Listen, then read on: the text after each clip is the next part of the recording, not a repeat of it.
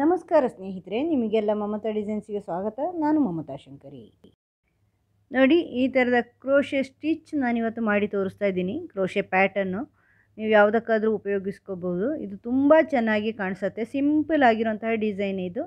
ಅಂದರೆ double crochet ಥರನೇ, double crochet ಇನ್ನೊಂದು ರೂಪ. ಅದರಿಂದ ಸಿಂಪಲ್ ಆಗಿದೆ, ಬೇಗ ಆಗುತ್ತೆ, ಬಿಗಿನರ್ಸು ಮಾಡ್ಕೋಬೋದು, ಬಿಗಿನರ್ ಫ್ರೆಂಡ್ಲಿ ಅಂತ ಹೇಳ್ಬೋದು. ನೋಡಿ, ಈ ಥರ ಬರುತ್ತೆ ಸೈಡು ಅಥವಾ ಸ್ಟಾರ್ಟಿಂಗ್ ಮತ್ತು ಎಂಡಿಂಗು. ಹಿಂದೆ ಮುಂದೆ ಎರಡು ಒಂದೇ ರೀತಿಯೇ ಬರುತ್ತೆ. ನೋಡಿ, ಈ ಥರ ಬರುತ್ತೆ, ತುಂಬ ಚೆನ್ನಾಗಿ ಕಾಣಿಸುತ್ತೆ. ನಾನಿಲ್ಲಿ ಮಲ್ಟಿ ಕಲರಲ್ಲಿ ಮಾಡಿದ್ದೀನಿ, ನೀವು ಬೇಕಾದ್ರೆ ಸಿಂಗಲ್ ಕಲರಲ್ಲಿ ಮಾಡ್ಬೋದು. 2 ರೋ ರಿಪೀಟು ಆದರೂ ಒಂದೇ ರೀತಿ ಬರುತ್ತೆ ಹಿಂದೆ ಮುಂದೆ. ಇದಕ್ಕೆ ನೋಡಿ, ನಾನು ದಾರ ತಗೊಂಡಿದ್ದೀನಿ, ಉಲನ್ ಥ್ರೆಡ್ಡು ಮತ್ತು 3.5 mm ಕ್ರೋಶೆ ಹುಕ್ ತೊಗೊಂಡಿದ್ದೀನಿ. ಸ್ವಲ್ಪ ದಪ್ಪ ಇದೆ ಉಲನ್ ಥ್ರೆಡ್ಡು. ನೀವು ಬೇಕು ಅಂದರೆ ಸಣ್ಣದು ತೊಗೋಬೋದು. ಸಣ್ಣದಾದರೆ ಕ್ರೋಶೆ ಹುಕ್ ಸ್ವಲ್ಪ ಸಣ್ಣ ತೊಗೋಬೋದು, 3 ಅಥವಾ 3.25 ಆ ಥರ ತೊಗೋಬೋದು. ಈ ಥರ ಸ್ಲಿಪ್ ನಾಟ್ ಮಾಡಿಕೊಂಡು ಕ್ರೋಶೆ ಹುಕ್ಕು ಸೇರಿಸ್ಕೊಳ್ಳಿ. ಫಸ್ಟು ಬೇಸ್ ಚೈನ್ ಮಾಡ್ಕೋಬೇಕು. ಬೇಸ್ ಚೈನಿಗೆ ಇಂತಿಷ್ಟೇ ಚೈನು ಅಂತ ಏನಿಲ್ಲ, ಯಾವುದೇ ಮಲ್ಟಿಪಲ್ಸ್ ಆಗಲಿ, ಈವನ್ ಆಗಲಿ, ಆಡ್ ಆಗಲಿ, ಏನು ಆ ಥರ ಇಲ್ಲ.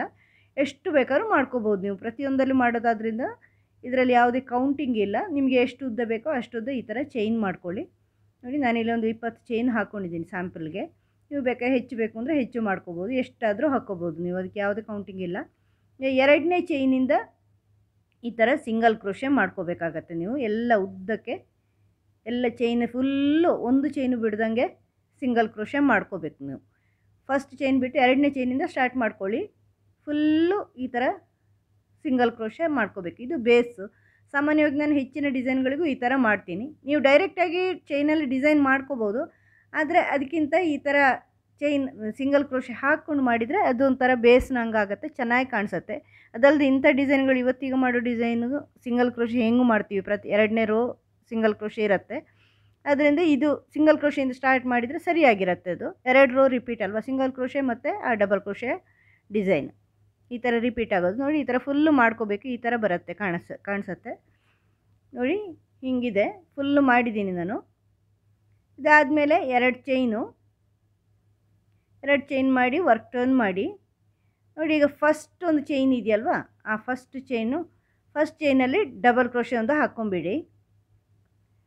2 ಚೈನ್ ಅಲ್ಲದೆ ಆ ಫಸ್ಟ್ ಚೈನಲ್ಲಿ ಡಬಲ್ ಕ್ರೋಶೆ. ಈಗ ನೆಕ್ಸ್ಟ್ ಚೈನಲ್ಲಿ ದಾರ ಸುತ್ಕೊಂಡು ಈ ಥರ ತನ್ನಿ, ಆದರೆ ಡಬಲ್ ಕ್ರೋಶೆ ಕಂಪ್ಲೀಟ್ ಮಾಡೋದು ಬೇಡ. ಡಬಲ್ ಕ್ರೋಶೆ ಥರ ಈ ಥರ ದಾರ ಸುತ್ಕೊಂಡು ಕ್ರೋಶೆ ಹುಕ್ಕಿಗೆ ಚೈನಲ್ಲಿ ದಾರ ತನ್ನಿ. 3 ಲೂಪ್ ಆಗುತ್ತೆ, ಸೇರಿಸೋದು ಬೇಡ. ಎರಡೊಂದು ಮಾಡಿದರೆ ಡಬಲ್ ಕ್ರೋಶೆ ಆಗುತ್ತೆ, ಸೇರಿಸೋದು ಬೇಡ.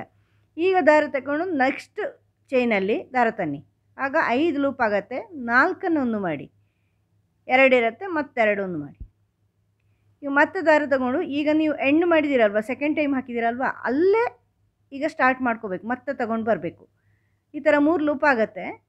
ಡಬಲ್ ಕ್ರೋಶೆ ಮಾಡೋದು ಬೇಡ. ಈ ಥರ ಮತ್ತೆ ದಾರ ತಗೊಂಡು ಅದರ ನೆಕ್ಸ್ಟಿಂದಲ್ಲಿ ದಾರ ತನ್ನಿ, ಆವಾಗ ಒಟ್ಟು 5 ಲೂಪ್ ಆಗುತ್ತೆ. ಮತ್ತೆ ದಾರ ತಗೊಂಡು 4 ಮಾಡಿ, ಮತ್ತೆ 2 ಮಾಡಬೇಕು. ಈಗ ಎಂಡ್ ಮಾಡಿದಲ್ಲೇ ಮತ್ತೆ ತಗೊಳ್ಳಿ, ಮತ್ತು ಈಗ ನೆಕ್ಸ್ಟ್ ಲೂಪಲ್ಲಿ ಎಂಡ್ ಮಾಡ್ಕೋಬೇಕಾಗತ್ತೆ ನೆಕ್ಸ್ಟ್ ಚೈನಲ್ಲಿ. ಆ ಥರ ಈಗ ನೋಡಿ, ಎಲ್ಲಿ ಎಂಡ್ ಮಾಡಿದ್ದೀರಿ, ಈಗ ಸೆಕೆಂಡ್ ಟೈಮ್ ಹಾಕಿದ್ದೀರಲ್ವ, ಅಲ್ಲಿ ಫಸ್ಟ್ ಟೈಮ್ ಈ ಥರ ಹಾಕ್ಕೊಳ್ಳಿ. ಮತ್ತು ನೆಕ್ಸ್ಟ್ ಚೈನಲ್ಲಿ ಇನ್ನೊಂದು ಸರಿ ದಾರ ತೊಗೊಂಬನ್ನಿ. ಇದು ಕಂಪ್ಲೀಟ್ ಆದಮೇಲೆ ಈಗ ಇದೇ ಚೈನಲ್ಲಿ ನೀವು ಮಾಡ್ಕೋಬೇಕು. ನೋಡಿ, ಈ ಥರ ದಾರ ತಗೊಂಡು ಈಗ ಎಲ್ಲಿ ಎಂಡ್ ಮಾಡಿದರೆ ಅಲ್ಲಿ ಸ್ಟಾರ್ಟ್ ಮಾಡಿ, ಸೆಕೆಂಡ್ ಟೈಮ್ ಹಾಕಿದಲ್ಲಿ ನೆಕ್ಸ್ಟ್ ಚೈನಲ್ಲಿ ದಾರ ತೊಗೊಂಬನ್ನಿ. ಈಗ ನೆಕ್ಸ್ಟ್ ಹಾಕಿದ್ದೀರಲ್ವ, ಅಲ್ಲೇ ಸ್ಟಾರ್ಟ್ ಮಾಡಬೇಕು. ಇನ್ನೊಂದು 4 ಆದಮೇಲೆ ಈಗ ಎಂಡಿಗೆ ಹಾಕಿದ್ದೀರಲ್ವ, ಅದೇ ಚೈನಲ್ಲಿ ಮತ್ತೆ ತೊಗೊಂಡು ಈ ಥರ ದಾರ ತಗೊಂಡು ಕ್ರೋಶೆ ಹುಕ್ಕಿಗೆ 3 ಲೂಪು, ಮತ್ತು ಅದರ ನೆಕ್ಸ್ಟ್ ಚೈನಲ್ಲಿ ದಾರ ತನ್ನಿ. 5 ಲೂಪ್ ಆಯಿತು. 4 ಮಾಡಿ, ಮತ್ತೆ 2 ಮಾಡಿ, ಮತ್ತೆ ದಾರ ತಗೊಂಡು ಈಗ ಎಲ್ಲಿ ಎಂಡ್ ಮಾಡಿದರೆ ಅಲ್ಲೇ ಸ್ಟಾರ್ಟ್ ಮಾಡ್ಕೊಳ್ಳಿ. ಎಂಡ್ ಮಾಡಿದಲ್ಲೇ ಸ್ಟಾರ್ಟ್, ಈ ಥರ ಹೋಗಬೇಕು. ನೋಡಿ, ಇದೇ ಥರ ಪೂರ್ತಿ ಲೈನ್ ಕಂಪ್ಲೀಟ್ ಮಾಡ್ಕೋಬೇಕು. ಎಲ್ಲಿ ಎಂಡ್ ಮಾಡಿದ್ದೀರಾ ಅಲ್ಲೇ ಸ್ಟಾರ್ಟಿಂಗು. ಈಗ ನೆಕ್ಸ್ಟ್ ಲೂಪಲ್ಲಿ ತಗೊಂಬನ್ನಿ, 4 ಮಾಡಿ, ಮತ್ತೆ 2 ಮಾಡಿ. ಈಗ ಎಂಡ್ ಮಾಡಿದಲ್ಲೇ ಅದೇ ಚೈನಲ್ಲೇ ಮತ್ತೆ ತೊಗೊಂಬನ್ನಿ. 3 ಲೂಪ್ ಆಯಿತು. ಅದರ ನೆಕ್ಸ್ಟ್ ಚೈನಲ್ಲಿ ದಾರ ತೊಗೊಂಬನ್ನಿ. 3 ಲೂಪ್, 5 ಲೂಪ್ ಆಯಿತು. 4 ಆ ನೆಕ್ಸ್ಟಿಂದಲ್ಲಿ ಸ್ಟಾರ್ಟ್ ಮಾಡ್ಕೊಳ್ಳಿ. ಅಂದರೆ ಈಗ ಎಲ್ಲಿ ಎಂಡ್ ಮಾಡಿದರೆ ಅಲ್ಲಿ ಈ ಥರ ಮಾಡ್ತಾ ಹೋದರೆ ಆಯಿತು. ಇದು ತುಂಬ ಸಿಂಪಲ್ ಡಿಸೈನ್ ಸ್ನೇಹಿತರೆ. ಬಿಗಿನರ್ಸು ಮಾಡ್ಕೋಬೋದು. ಡಬಲ್ ಕ್ರೋಶೆ ಥರನೇ ಇದು, ಸ್ವಲ್ಪ ಸ್ವಲ್ಪ ಪಫ್ ಥರ ಬರುತ್ತೆ, ಅಂದರೆ ಕ್ಲಸ್ಟರ್ ಸ್ಟಿಚ್ ಥರ ಪಫ್ ಥರ ಬರುತ್ತೆ. 5 ಲೂಪನ್ನು 4 ಲೂಪನ್ನು ಒಂದೇ ಮಾಡ್ತೀವಲ್ವ, ಸ್ವಲ್ಪ ದಪ್ಪ ಬರುತ್ತೆ. ಆವಾಗ ನೋಡೋದು ತುಂಬ ಚೆನ್ನಾಗಿ ಕಾಣಿಸುತ್ತೆ. ಇದು ಹತ್ರ ದಪ್ಪ ಸ್ಟಿಚ್ ಆಗಿರೋದ್ರಿಂದ ನೋಡಿ ಈ ಥರ ಕಾಣಿಸುತ್ತೆ. ಒಂದು ಇದು ಚೆನ್ನಾಗಿ ಬರುತ್ತೆ, ಅದರ ನೋಡೋದಕ್ಕೆ ನೋಟ ತುಂಬ ಚೆನ್ನಾಗಿರುತ್ತೆ, ಹತ್ರ ಬರುತ್ತೆ. ತುಂಬ ಸುಲಭವಾಗಿ ಬೇಗ ಮಾಡ್ಕೊಂಡು ಹೋಗ್ಬೋದು ನೀವು, ಕಷ್ಟ ಇಲ್ಲ. ಇದು ಬಿಗಿನರ್ಸು ಮಾಡ್ಬೋದು ಅಂತ ಅದಕ್ಕೆ ಹೇಳಿರೋದು ನಾನು. ಇಷ್ಟು ಸುಲಭವಾದ ಬಿಗಿನರ್ಸು ಆರಾಮವಾಗಿ ಮಾಡ್ಕೋಬೋದು, ಯಾವುದೇ ಕಾಂಪ್ಲಿಕೇಶನ್ಸ್ ಇಲ್ಲ, ಯಾವುದೇ ಡಿಸೈನ್ ಬರಲ್ಲ. ಅಂದರೆ ಹೆಚ್ಚು ಆ ಕಡೆ ಈ ಕಡೆ ಚೇಂಜ್ ಮಾಡೋದು, ಇಂತಿಷ್ಟು ಚೈನ್ ಹಾಕೋದು, ಇಂತಿಷ್ಟು ಬಿಡೋದು ಅಂತ ಏನಿಲ್ಲ, ಮಾಡ್ಕೊಂಡು ಹೋಗೋದು ಉದ್ದಕ್ಕೆ. ತುಂಬ ಸಿಂಪಲ್ ಡಿಸೈನ್ ಇದು. ನೋಡಿ ಎಂಡ್ವರೆಗೂ ಬಂತು, ಇಲ್ಲಿವರೆಗೂ ಮಾಡಿದ್ದೀನಿ, 4 1 2 1. ಈಗ ನೋಡಿ ಕೊನೆಯಲ್ಲಿ 2 ಚೈನ್ ಉಳಿದಿದೆ. 2 ಚೈನ್ ಉಳಿದ್ರೆ ಈಗ ಅಲ್ಲಿ ಮಾಡಲ್ಲ ನಾನು, ಇದು ಇಲ್ಲಿವರೆಗೂ ಮಾಡಿ ಎಂಡ್ ಮಾಡಿದ್ದೀನಿ. ಕೊನೆಯ 2 ಚೈನಲ್ಲಿ ಡೈರೆಕ್ಟಾಗಿ ಡಬಲ್ ಕ್ರೋಶೆ ಹಾಕ್ತಾಯಿದ್ದೀನಿ, ಅಂದರೆ ಅದು ಬಾರ್ಡರ್ ಥರ ಚೆನ್ನಾಗಿ ಬರುತ್ತೆ. ಡೈರೆಕ್ಟಾಗಿ ಡಬಲ್ ಕ್ರೋಶೆ ಇನ್ನೊಂದು, ಅದು ಟರ್ನಿಂಗ್ ಚೈನ್ ಅಲ್ವಾ, ಟರ್ನಿಂಗ್ ಚೈನಲ್ಲಿ ಹಾಕ್ಕೊಳ್ಳಿ ಈ ಥರ. ಇನ್ನೀಗ ಕಂಟಿನ್ಯೂ ಇದೇ ಕಲರಲ್ಲಿ ಮಾಡೋದಾದರೆ ಒಂದು ಚೈನ್ ಹಾಕಿ ವರ್ಕ್ ಟರ್ನ್ ಮಾಡಿ ಈ ಥರ. ಈಗ ನಾನು ಕಲರ್ ಚೇಂಜ್ ಮಾಡ್ತಾಯಿದ್ದೀನಿ. ಕಲರ್ ಚೇಂಜ್ ಮಾಡೋದಾದರೆ ಈ ಲಾಸ್ಟ್ ಡಬಲ್ ಕ್ರೋಶೆ ಹಾಕಿದ್ದೀರಲ್ವ, ಡಬಲ್ ಕ್ರೋಶೆ ಕೊನೆಯ 2 ಲೂಪ್ ಇರುತ್ತೆ ನೋಡಿ, ಅದನ್ನು ಸೇರಿಸೋದು ಬೇಡ, ಅಲ್ಲಿ ನೀವು ಬೇರೆ ಕಲರ್ ದಾರನ್ನು ಸೇರಿಸ್ಕೊಳ್ಳಿ ಅಷ್ಟೇ. ಯಾವಾಗಲೂ ಕಲರ್ ಚೇಂಜ್ ಮಾಡುವಾಗ ಹಿಂಗೆ ಮಾಡಬೇಕು. ನಾನು ಇದನ್ನು ಮೊದಲೇನು ತೋರಿಸಿದ್ದೀನಿ ತುಂಬ ವೀಡಿಯೋಗಳಲ್ಲಿ, ನೀವು ನೋಡಿದರೆ ಗೊತ್ತಾಗುತ್ತೆ. ರೆಗ್ಯುಲರಾಗಿ ನನ್ನ ವೀಡಿಯೋ ನೋಡಿದರೆ ಕೆಲವು ಗೊತ್ತಾಗುತ್ತೆ ನಿಮಗೆ. ಮೊದಲಿನ ವಿವರಗಳೆಲ್ಲ ತುಂಬ ವಿವರಣೆ ಮಾಡಿದ್ದೀನಿ. ಈಗ ಒಂದು ಚೈನ್ ಹಾಕ್ಕೊಂಡು ವರ್ಕ್ ಟರ್ನ್ ಮಾಡಿ ಈ ಕಡೆಯಿಂದ ಆ ಫಸ್ಟ್ ಚೈನಿಂದಲೇ ಸ್ಟಾರ್ಟ್ ಮಾಡ್ಕೊಳ್ಳಿ ಸಿಂಗಲ್ ಕ್ರೋಶೆ.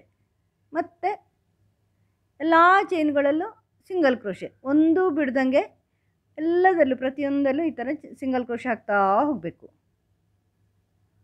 ನೋಡಿ ಈ ಥರ ಒಂದು ಬಿಡ್ದಂಗೆ ಸಿಂಗಲ್ ಕ್ರೋಶೆ. ಸೆಕೆಂಡ್ ರೋ ಅಂದರೆ ಫಸ್ಟಿಗೆ ನೀವು ಸಿಂಗಲ್ ಕ್ರೋಶೆ ಹಾಕಿದ್ದೀರಲ್ವ, ಅದೇ ರಿಪೀಟ್ ಆಗ್ತಾ ಹೋಗುತ್ತೆ. 2 ರೋ ರಿಪೀಟ್, ಇದು 1 ರೋ ಸಿಂಗಲ್ ಕ್ರೋಶೆ, ಅದರ ನೆಕ್ಸ್ಟ್ ರೋ ಡಿಸೈನು, ಅದರ ನೆಕ್ಸ್ಟ್ ರೋ ಸಿಂಗಲ್ ಕ್ರೋಶೆ, ಹೀಗೆ ಆಗ್ತಾ ಹೋಗುತ್ತೆ. ನೋಡಿ ಈಗ ಸಿಂಗಲ್ ಕ್ರೋಶೆ ಹಾಕ್ತಾ ಹೋಗಿ ಫುಲ್ಲು ಫಸ್ಟಿಗೆ ನೀವು ಹಾಕಿದ್ದೀರಲ್ವ ಅದೇ ರಿಪೀಟ್ ಆಗೋದು.